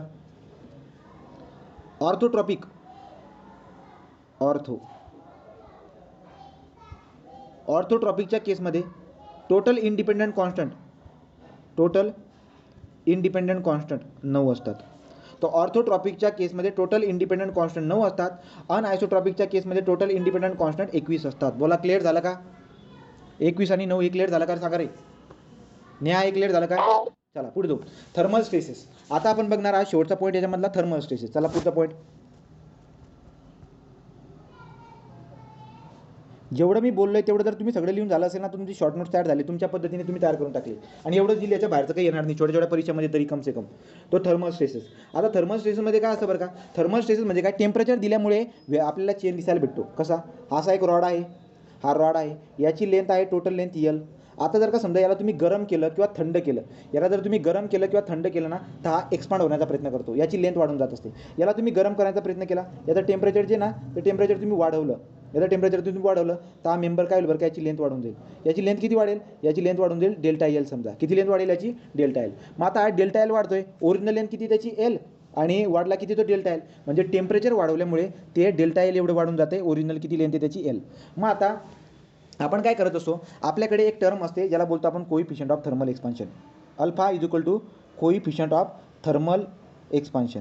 तो अल्फा ज्याला कोइफिशियंट ऑफ थर्मल एक्सपान्शन म्हणतोय, काय असतं बरं का ते काय असतं की टेम्परेचरला दिल्यामुळे, टेम्परेचरला वाढवल्यामुळे, लक्षात घ्या तो काय बोलतोय, आपण शिकत आहोत थर्मल स्ट्रेसेस. थर्मल स्ट्रेसेसमध्ये मी तुम्हाला काय बोलतोय की टेम्परेचरला वाढवल्यामुळे किंवा कमी केल्यामुळे मेंबरच्या लेंथमध्ये इन्क्रीज वगैरे होत असणार. तो अगोदर मेंबरची लेंथ होती एल, टेम्परेचरला तुम्ही वाढवून टाकला डेल्टा एल, त्याची काय झाली बरं का, डेल्टा एल त्याची लेंथ आपल्याला वाढताना दिसायला भेटते. तो डेल्टा एल एवढी त्याची लेंथ वाढून गेली, टेम्परेचर वाढवल्यामुळे डेल्टा एल एवढी लेंथ वाढून गेली. आता अल्फा शिकायचा असतो. अल्फा म्हणजे कोइफिशियंट ऑफ थर्मल एक्सपान्शन. तर कोइफिशियंट ऑफ थर्मल एक्सपान्शन कोणाला बोलतो आपण, कोइफिशियंट ऑफ थर्मल एक्सपान्शन म्हणजे काय, टेम्परेचरला चेंज केल्यामुळे, पण किती, 1 डिग्री टेम्परेचरला वाढवल्यामुळे म्हणा किंवा कमी केल्यामुळे, 1 डिग्रीचं टेम्परेचर वाढवल्यामुळे किंवा कमी केल्यामुळे जो चेंज आपल्याला दिसायला भेटत असतो, जी स्ट्रेन आपल्याला, तो लिहून घ्या ना इथं, strain per unit temperature, right, temperature, right का, म्हणजे 1 डिग्री सेल्सिअस एवढं टेम्परेचर वाढवल्यामुळे किती स्ट्रेन येतं, याला बोलतो आपण अल्फा. याला काय बोलतो आपण, अल्फा. आणि अल्फाला दाखवण्याचं हे काय युनिट, हे असतं पर डिग्री सेल्सिअस, राईट. म्हणजे आपण याला कसं बोलू शकतो, 1 डिग्री सेल्सिअसचं टेम्परेचर वाढवल्यामुळे किंवा कमी केल्यामुळे जो स्ट्रेन येत असतो, स्ट्रेन म्हणजे काय, डेल्टा एल बाय एल, त्याला काय बोलून देतो आपण, त्याला बोलून देतो अल्फा. त्याला काय बोलून देतो, अल्फा. या अल्फाला समजवण्यासाठी मागे जातो बघा. तो अल्फा काय असतो बरं का, अल्फा म्हणजे स्ट्रेन पर युनिट टेम्परेचर. अशा पद्धतीने याला मी अल्फाला डिफाईन करतो.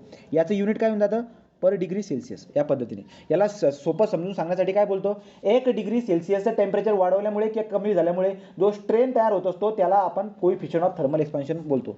या पद्धतीने पण बोलतो.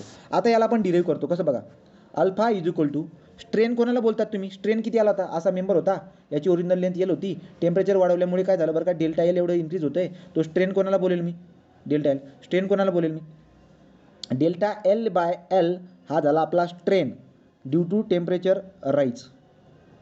क्लिअर झालं, ड्यू टू टेम्परेचर राईज. मग आता तुम्ही याला असं लिहू शकतात का, alpha is equal to delta L divide by L into delta T. Delta L divide by L into delta T. सांगायचं तात्पर्य काय आहे की चेंज इन लेंथ तुम्ही काढू शकतात. चेंज इन लेंथ काय आले बरं का या केसमध्ये, मग आता कलर चेंज करा. Change in length that is delta L is equal to काय आलं बरं का, change in length delta L is equal to alpha delta T, right ना. डेल्टा टी म्हणजे चेंज इन टेम्परेचर, किती टेम्परेचर तुम्ही वाढवलंय, इंटू एल. तर टेम्परेचर वाढवल्यामुळे किती, 10 डिग्री सेल्सिअस पासून 15 डिग्री सेल्सिअसचं जर तुम्ही टेम्परेचर वाढवलं, याचा अर्थ तुम्ही 5 डिग्री सेल्सिअसचं टेम्परेचर वाढवलं. तर 5 डिग्री सेल्सिअसचं टेम्परेचर वाढवल्यामुळे म्हणजे डेल्टा टीची व्हॅल्यू 5 डिग्री आली, वाढवल्यामुळे ओरिजिनल लेंथ होती एल, राईट. तो अशा पद्धतीने तुम्ही अल्फा डेल्टा टी एल करून हे काढून घेतात. याला बोलतात अतुल बोलायचं याला. तो delta L is equal to what, Atul म्हणजे काय बरं का, alpha delta T L change in L अशा पद्धतीने काढता येईल. बोला क्लिअर झालं का रे. टेम्परेचर चेंज झाल्यामुळे चेंज इन लेंथ काढता येईल का, change in length is equal to alpha delta T into L. हे झालं आपलं डिफॉर्मेशन. तो टेम्परेचरमुळे डिफॉर्मेशन किती येतं, तर due to temperature deformation is equal to Atul that is alpha delta T into L. हे झालं फ्री एक्सपान्शन. याला बोला फ्री एक्सपान्शन. तो फ्री एक्सपान्शन. आता फ्री एक्सपान्शन पण काय, हे बघा, याची लेंथ होती समजा एल, तो टेम्परेचर तुम्ही वाढवला, डेल्टा टी एवढा टेम्परेचर तुम्ही काय केला, वाढवला, त्यामुळे याचं फ्री एक्सपान्शन होणार आहे डेल्टा एल. तो काही पुढे कोणी रिस्ट्रिक्शन नाही आहे, कोणीच नाही आहे, हवेशीर तो एकदम पसरणार आहे. तो therefore delta L is equal to free expansion झालेलं आहे. ते किती येईल ते, alpha delta T into L. Atul. पुढे चालू. हे पुढे झाल्यानंतर काय बरं का, आता लक्षात घ्या, तुम्हाला व्हॅल्यू लक्षात ठेवाव्या लागतात. कोणाच्या व्हॅल्यू लक्षात ठेवाव्या लागतात बरं का, या पूर्ण अल्फाच्या व्हॅल्यू मग लक्षात ठेवू शकता ना तुम्ही. काय बरं का, लक्षात घ्या, ABC, राईट की नाही, ABC आणि खाली स्टील घेऊन घ्यायचा, स्टील. ॲटलिस्ट स्टीलची व्हॅल्यू, अल्फाची व्हॅल्यू तर माहीतच पाहिजे. अल्फा ऑफ स्टील किती असतो बरं का, 12 × 10⁻⁶ पर डिग्री सेल्सिअस याची व्हॅल्यू असते. आता काय करायचं, या 12मध्ये +3 ॲड करायचं. 12मध्ये जर का +3 ॲड केला तर कॉपर जो आहे ना, कॉपर, याला Cu बोलून देतो. Cu म्हणजे काय, कॉपर. या कॉपरचा अल्फा किती येतो, कॉपरचा अल्फा येऊन जाईल 12मध्ये 3 ॲड केल्यानंतर 15, इंटू 10⁻⁻6 पर डिग्री सेल्सिअस. ठीक आहे. आता याच्यामध्ये 4 ॲड करायचा, +4. जर कॉपरमध्ये +4 ॲड केला तुम्ही तर वरचा काय भेटेल तुम्हाला, ब्रास. बी म्हणजे काय, ब्रास. ब्रास किती येईल बरं का, 19 इंटू 10⁻⁻6 पर डिग्री सेल्सिअस, राईट. आणि याच्यावर वरच्यामध्ये +5 ॲड करायचा. हा ए म्हणजे काय, ॲल्युमिनियम. तर अल्फा ऑफ ॲल्युमिनियम काय येईल, अल्फा ऑफ ब्रास पण सांगितलं, अल्फा ऑफ ॲल्युमिनियम काय येईल बरं का, हा येईल 19 मध्ये 5 ॲड केल्यानंतर 24 इंटू 10⁻⁻6 पर डिग्री सेल्सिअस. बोला क्लिअर झालं काय रे, क्लिअर आहे का सागर, नेहा, हे सगळ्या व्हॅल्यू पाठ पाहिजेत. याच्यावरून तुम्हाला जे काही आहेत ना, तुम्हाला कंप्रेशनमध्ये जातो का टेन्शनमध्ये जातो, राईट. तो स्टीलची व्हॅल्यू केली, त्याच्यामध्ये 3 ॲड करा, 4 ॲड करा, 5 ॲड करा, या पद्धतीने तुम्ही त्याला लक्षात घेऊ शकतात, त्या पद्धतीने तुम्ही लक्षात घेऊ शकता. पुढे चला, आता पुढे जाऊ आपण. आता बघू आपण पुढचा पॉईंट आहे thermal strain. Thermal strain, thermal strain बद्दल बघत आहोत. आता कशा पद्धतीने समजून घ्या. असा मेंबर होता, या मेंबरला असा इथं काय केलं बरं का, रिस्ट्रेन केला आहे, पॅक केला आहे, म्हणजे रिस्ट्रेन केलेला आहे. असं पण याला रिस्ट्रेन केला आहे. आता रिस्ट्रेन करून ठेवले तुम्ही आणि टेम्परेचर वाढवत आहेत. समजा टेम्परेचर तुम्ही काय करतायत, वाढवत आहेत. टेम्परेचर तुम्ही वाढवून टाकलं आणि तुम्हाला जर विचारलं स्ट्रेन सांगा याच्यामध्ये, टेम्परेचर वाढवल्यामुळे जो स्ट्रेन येईल तो किती येईल, ते किती येईल बरं का स्ट्रेन. तर या केसमध्ये जो स्ट्रेन येईल टेम्परेचरमुळे तो किती येईल, 0. का, कारण की त्याला तुम्ही पॅक केला आहे. जर याला तुम्ही पॅक केला आहे तर याची लेंथ चेंज होईल का, नाही. म्हणजे या केसमध्ये डेल्टा एल येईल का, नाही. जर डेल्टा एल नाही आला तर डेल्टा एल समजा 0 येईल. डेल्टा एल जर का 0 आला तर स्ट्रेन पण किती येईल, 0 येईल. जर तुम्ही दोघा साईडने त्याला पॅक करून ठेवलं असेल तर थर्मल स्ट्रेन बोलतो मी, स्ट्रेन. तो थर्मल स्ट्रेन किती येईल, हे येईल delta T is equal to 0, right. अशा पद्धतीने ह्या येऊन जाईल 0. पुढे जाऊ आता, तो हे झालं 0. दुसरी केस, आता दुसरी केस काय असते हे कळालं का सांगा पहिले. थर्मल स्ट्रेन, दोघा साईडने जर का मेंबरला पॅक केलं असेल, त्याचं टेम्परेचर कमी किंवा जास्त करत असणार ना, तर त्याच्यामधला स्ट्रेन 0 येईल. का, कारण की त्याची लेंथ जी ना कमी पण आणि जास्त पण होत नाही. जर डेल्टा एल 0 असेल तर स्ट्रेन पण 0 असेल. खल्लास. पॉईंट कळाला का आम्हाला. दुसरी कंडिशन याच्यामध्ये, थर्मल स्ट्रेनमधली दुसरी कंडिशन, थर्मल स्ट्रेनमधली दुसरी कंडिशन कोणती वाली, ही वाली बघा.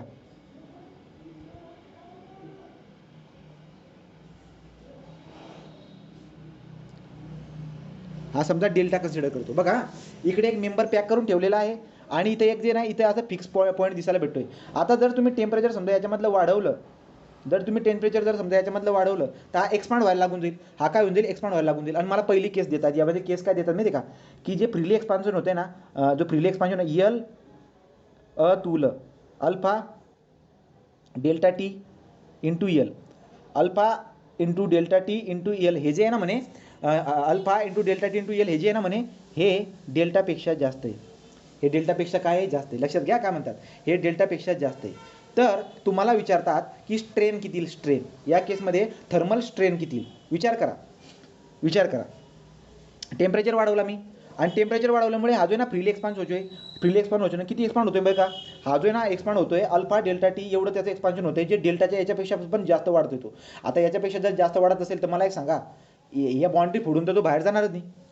हा तापमान दिल्यावर वाढतोय, किती वाढतोय, alpha into delta T into L एवढा वाढतोय तो, राईट. आणि ही व्हॅल्यू याच्यापेक्षा पण जास्त आहे, म्हणजे वाढतोय तो अल्फा डेल्टा टी यल एवढा वाढतोय आणि ही व्हॅल्यू डेल्टापेक्षा पण जास्त आहे. म्हणजे हे फोडून फाडून बाहेर जायला पाहिजे होतं, पण बाहेर जाईल का नाही, कारण की आपण पॅक करून ठेवला आहे. याचा अर्थ इथं जो स्ट्रेन येईल, स्ट्रेन चेंज इन लेंथ, किती लेंथ होईल बरं का, जी लेंथ इथं चेंज होईल ती किती होईल, ती एवढीच होईल, यल, राईट ना, यल इंटू अल्फा टी. एक मिनिट हां, किती होईल बरं का, delta divide by total length, divide by total length. या मेंबरची लेंथ आहे यल. बघा नवीन सांगतो काय बोलतो मी, हां व्यवस्थित आहे का. हा जो मेंबर होता याच्यावरती तुम्ही डेल्टा टी एवढं टेम्परेचर राईज केलं, डेल्टा टी एवढं टेम्परेचर राईज झाल्यामुळे हा एक्सपांड होईल. एक्सपांड किती होईल, तो फ्रीली एक्सपांड होऊ शकतो, alpha delta T into L एवढा होऊ शकतो, बरोबर. Alpha delta T into L हा एवढा एक्सपांड होतोय जो डेल्टापेक्षा पण जास्त होतोय. आता याच्यापेक्षा म्हणजे इथून इथपर्यंत जात असेल तो, पण जाईल का, तो नाही जाणार. का, कारण की याला असा पॅक करून ठेवला आहे आपण. म्हणजे याच्यामध्ये जे काही डिफॉर्मेशन होईल ते फक्त डेल्टा एवढंच होणार आहे, डेल्टा एवढं. भलेही तुम्ही बोलतात फ्रीली एक्सपान्शन एवढं होईल, पण इथं बाउंड्री फोडून जाईल का, तो नाही. म्हणजे इथपर्यंतच होईल, म्हणजे याच्यामध्ये डिफॉर्मेशन किती होईल, डेल्टा एवढंच होईल. मग स्ट्रेन कसं काढतात तुम्ही, deformation per unit original length delta by L. बोला कळालं काय. Thermal strain in case of this, जेव्हा फ्रीली एक्सपान्शन आहे या व्हॅल्यूपेक्षा जास्त असेल तेव्हा स्ट्रेन असेल. क्लिअर झाला का, बोला. राईट. आता पुढे चला, आता पुढची कंडिशन, तिसरी condition.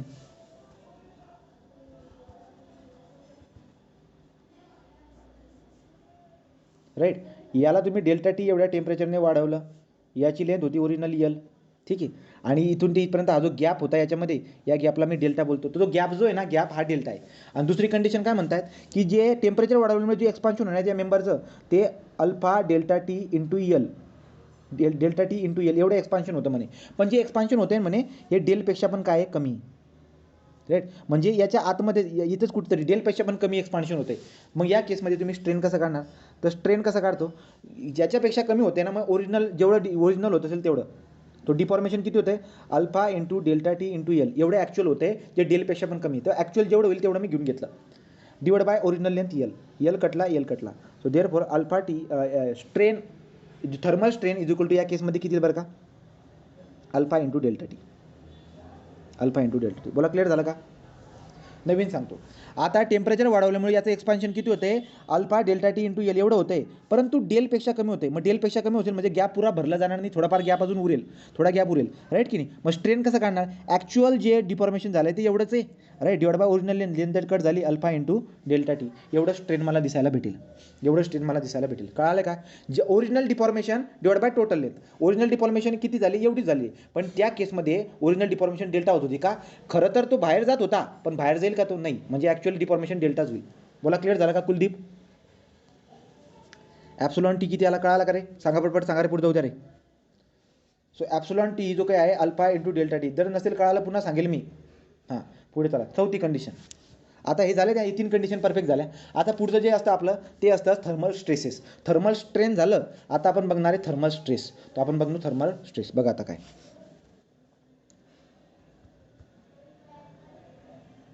Thermal stress. Thermal stress जो असतो, ज्याला मी सिग्मा टीने दाखवतो, थर्मल स्ट्रेस. आता विचार करा, पहिली केस, मेंबर असा पकडून धरला आहे आणि या ठिकाणी असा मोकळा आहे. इथं जर का समजा टेम्परेचर डेल्टा टी जर का वाढलं, तो काय होईल बरं का, डेल्टा टीने जर का समजा हा वाढला टेम्परेचर, तर एक्सपांड होईल रे अशा पद्धतीने. या पद्धतीने काय होईल बरं का, एक्सपांड होऊन जाईल. तर हा जर एक्सपांड झाला, कितीने एक्सपांड होईल बरं का, समजा डेल म्हणतो, डेलने एक्सपांड झाला. तर या केसमध्ये स्ट्रेस किती तयार होईल, स्ट्रेस किती तयार होईल, विचार करा, लक्षात घ्या.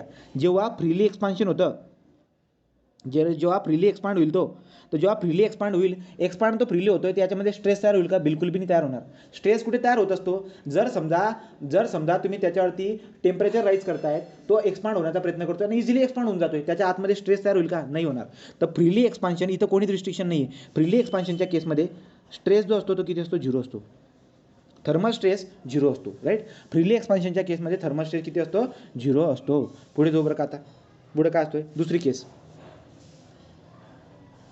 केस काय असते, या इकडे तुम्ही पॅक करून ठेवला आहे, आपला मेंबर आहे, राईट. या मेंबरचा अल्फा आहे काहीतरी आणि टेम्परेचर तुम्ही राईज करताय डेल्टा टी एवढा, तो हा काय करेल बरं का, हा एक्सपांड होईल, पण इथं बाउंड्री आपली रिस्ट्रिक्शन करून ठेवलं आहे. इथं गॅप दिला आहे, इथं गॅप जो दिला आहे, समजा हा गॅप दिला आहे आपल्याला डेल्टा, तो डेल्टा एवढा गॅप दिलेला आहे. आता डेल्टा एवढा गॅप दिलेला आहे. आता बोलतात काय बघा, म्हणतात की टेम्परेचर राईज झाल्यामुळे जे एक्सपान्शन होते, ते expansion alpha into delta T into L एवढं एक्सपान्शन होते. आणि हे एक्सपान्शन जे की आहे ना, हे डेलपेक्षा पण जास्त आहे. म्हणजे याच्यापेक्षा हे एक्सपान्शन जास्त होते. विचार करा, म्हणजे बाउंड्री फोडून बाहेर जाईल, म्हणजे याला टच करेल, पण याला टच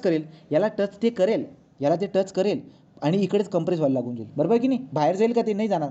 देअरफॉर या केसमध्ये मी जनरल फॉर्म्युला सांगून देतो तुम्हाला direct. Thermal stress is equal to, general formula, thermal stress is equal to Young modulus into आपण काय बोलतो, स्ट्रेन. थर्मल स्ट्रेनची व्हॅल्यू तर आपल्याला माहिती आहे, प्रिव्हेंटेड म्हणतोय मी, फ्रीली एक्सपान्शनवाला नाही. जो स्ट्रेन असेल ना, किती स्ट्रेन तुम्ही प्रिव्हेंट केलेला आहे तो, या केसमध्ये किती आहे बघा, जसा तसा स्ट्रेन जो तुम्ही प्रिव्हेंट केलेला आहे, हा किती एक्सपांड होण्याचा प्रयत्न करत होता, अल्फा टी एल, जो की या बाउंड्रीला फोडून पण बाहेर जातोय. पण इथपर्यंत तो फ्रीली एक्सपांड झालेला आहे, हा मेंबर इथून ते इथपर्यंत फ्रीली एक्सपांड झालेला आहे, पण याच्या बाहेर पण तो जाईल. पण जो बाहेर जाईल, जेवढा स्ट्रेन बाहेर जाईल त्याला तुम्ही रिस्ट्रिक्शन करून टाकलं आहे, तो प्रिव्हेंटेड म्हणजेच रिस्ट्रिक्शन करून टाकलं आहे. देअरफॉर जनरल फॉर्म्युला काय बनतो आपला, बनेल freely expansion alpha delta T into L, freely expansion minus हे झालं, हे freely expansion minus gap divide by total length L, हा झाला आपला जनरल फॉर्म्युला. हा झाला जनरल फॉर्म्युला, हा झाला आपला जनरल फॉर्म्युला. तर लक्षात घ्या, जर समजा या केसच्या वरती तुम्ही जात असेल ते या पद्धतीने आपण हे लिहितो.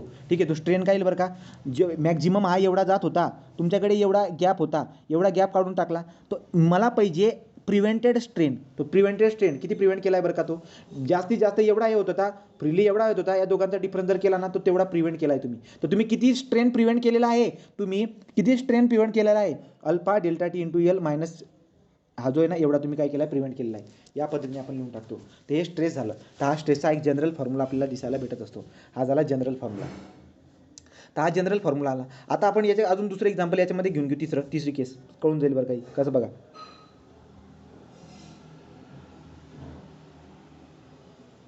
या दोघांच्या बीचमध्ये गॅप आहे डेल्टा, इथून तिथपर्यंत ही लेंथ किती एल, या दोघांच्या बीचमध्ये गॅप किती अल्फा. आता बघा याला अल्फा, याचा अल्फा आहे, टेम्परेचर राईज करतोय मी डेल्टा टी. आता विषय काय होईल बघा, या केसमध्ये विषय काय होईल, जर तुम्ही आणि एक्सपान्शन किती होते म्हणे, फ्रीली एक्सपान्शन किती होतं आपल्याला माहिती आहे, अल्फा डेल्टा टी एवढं फ्रीली एक्सपान्शन होतं. पण हे जे फ्रीली एक्सपान्शन झालं आहे ना, हे डेलपेक्षा पण कमी झालेले, हे डेलपेक्षा पण काय झालेले, हे डेलपेक्षा पण कमी झालेले. तर या केसमध्ये तुम्ही मला सांगा, या केसमध्ये स्ट्रेस किती डेव्हलप होईल,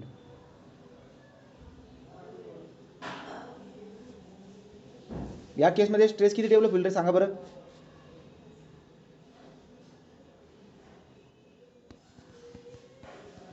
क्लिअर होते का सांगा रे, या केसमध्ये किती होईल, कॉमन सेन्स लावा. बघा हा एक्सपांड होतोय, हा एक्सपांड होतोय, किती एक्सपांड होतो, alpha delta T into L एवढा एक्सपांड होतो. पण ही व्हॅल्यू अल्फाच्या पण आतच आहे, या गॅपच्या आतच इथं कुठेतरी राहतोय. याचा अर्थ हे काय झालं माहिती आहे का, हे फ्रीली एक्सपान्शन झालं आहे. आणि जर फ्रीली एक्सपान्शन झालं असेल ना, याचं उत्तर काय असेल, स्ट्रेस किती असेल, 0. स्ट्रेस किती असेल, 0. त्या केसमध्ये स्ट्रेस किती असेल आपला, 0. ठीक आहे. तर हे वाली बात पण आपण बघून घेतलेली आहे, ही बात पण आपल्या लक्षामध्ये आलेली आहे. पुढचा पॉईंट काय असतो बघा, आता कळतंय काय रे सांगा बरं रे. जेवढं फ्रीली एक्सपान्शन होत असेल ना, एवढा फ्रीली एक्सपान्शन होतं इकडे ते, तर तुम्ही त्याला काय करणार, 0 ठेवून देणार, अशा पण येऊन ते. ठीक आहे ना, पुढे चला. आता आपण पुढे जाऊ. पुढची केस काय असते, पुढची केस ही वाली स्टार करून घ्या. स्टार करून काय, समजा हा मेंबर आहे, याला अशा पद्धतीने पॅक केलं आहे, याला पण पॅक करून ठेवलं आहे. अल्फा याचा आहे, डेल्टा टी टेम्परेचर मी राईज करतो आहे. जर मी टेम्परेचर राईज करत असेल तर याच्यामध्ये ज्याला मी टेम्परेचर राईज करत असेल तर याच्यामध्ये कंप्रेसिव्ह स्ट्रेसेस डेव्हलप होतील का टेन्साईल, याच्यामध्ये कंप्रेसिव्ह स्ट्रेसेस डेव्हलप होतील का टेन्साईल, आणि किती स्ट्रेसेस डेव्हलप होतील ते पण काढून घेऊ. बघा जनरल फॉर्म्युला काय आपला, E into epsilon prevented, right. E into या ॲप्सिलॉन प्रिव्हेंटेडचा फॉर्म्युला काय काढला तुम्ही, alpha delta T into L, alpha delta T into L minus del divide by L. Clear आहे. आता फॉर्म्युला काढला होता.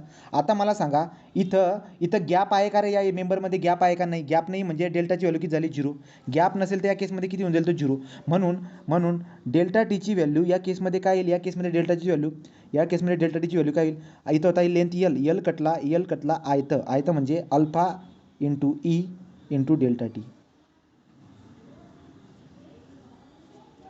लक्षात आलं. जेव्हा तुम्ही त्याला दोघं बाजूने पॅक करून ठेवले, त्या केसमध्ये स्ट्रेस कसा काढतात, अल्फा, हे बघा alpha into E into delta T, या पद्धतीने आपण काढून घेतो स्ट्रेसेस. मग आता मला सांगा, हे स्ट्रेसेस कशावरती डिपेंड आहे बरं का, अल्फावरती, ईवरती आणि डेल्टा टीवरती, राईट. तर या केसमध्ये अशा पद्धतीने, एक मिनिट काय बोललो तुम्ही, हे बघा, हां, तो delta T is equal to काय बोललो मी, delta T is equal to आयत म्हणजे आयत डेल्टा टी, अशा पद्धतीने आपला हा स्ट्रेस येऊन जातो. हा स्ट्रेस आला. हा स्ट्रेस अल्फावरती डिपेंड करतो, ईवरती डिपेंड करतो, टेम्परेचरवरती डिपेंड करतो. हा स्ट्रेस डायमेन्शनवरती डिपेंड करत नाही, म्हणजे काय बरं का, कधी कधी तुम्हाला असा मेंबर देऊन देतात, याचा एरिया हा आहे, पॅक केलेला आहे, असा पॅक केलेला दाखवतात, याला पण पॅक केलेला दाखवतात, याला अशा पद्धतीने म्हणतात की याचा एरिया 2 टाइम्स ऑफ ए आहे, आणि म्हणतात काय की याच्यामध्ये थर्मल स्ट्रेसेस, तिसरा पण घेतात, याच्यामधलं थर्मल स्ट्रेसेस. तर जे थर्मल स्ट्रेसेस येत आहेत यांचा रेशो काय असतो, त्याचा काही संबंध नाही. डायमेन्शन काही पण असू द्या, थर्मल स्ट्रेसेस सेम राहील, म्हणजे थर्मल स्ट्रेसचा रेशो 1:1 आपल्याला दिसायला भेटत असतो. त्यावाले केस आहे. तर हे वाला इथपर्यंत आपला आलेला आहे. लगभग आपलं चॅप्टर जे काय आहे, पूर्ण चॅप्टर आपलं संपलेलं आहे. अजून 2-3 केसेस आहेत. कोणते बरं का, तर कंपोजिटवरती स्टील लावतात, खाली कॉपर लावतात, आणि म्हणतात की याला तुम्ही गरम करतायत तर काय होईल, कंप्रेशन नेचरचं आणि टेन्शन नेचरचं कोणतं आहे, ते झाल्यानंतर आपलं चॅप्टर संपून जात असतं. मग आपण पुढचा याला मॅरेथॉन घेऊ शकतो. इथं मी थांबून घेतो, पुढचा बघा आता. तर पुढचं आता आपण काय बघणार आहोत, पुढचं आपण आता आपलं पझलची एक्झाम्पल सॉल्व करून टाकू. तो पझल आपण बघणार आता, याला थांबवतो.